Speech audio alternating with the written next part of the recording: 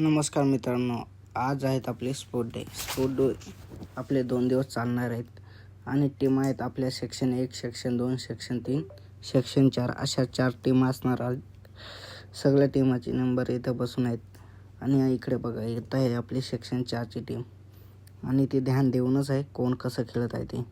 हे आहेत आपले कॅप्टन, हे सर्वांना गाईड करत आहे कसं खेळायचं ते. मग काय आपलीच मॅच आहे पुढची.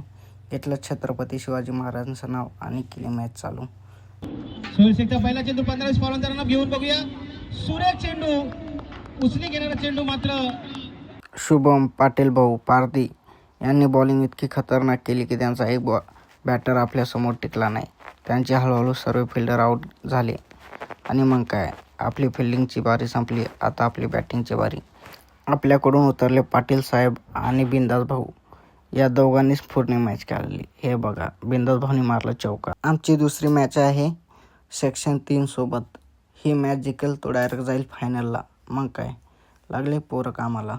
हे बघा आपले बॉलर तर खतरनाक आहेच. त्यांनी पहिल्या मॅचवानी ही पण मॅच काढली आणि हे बघा आपले पाटील साहेब आणि शुभम हे ओपनर आहेत दुसऱ्या मॅचचे.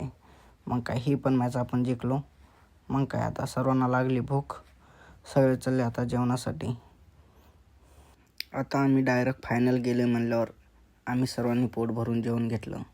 जेवण गेल्यानंतर फायनलचा टॉस करण्यासाठी आलेले आहेत कॅप्टन आणि सेक्शन 3चे कॅप्टन. आम्ही टॉस जिंकलो.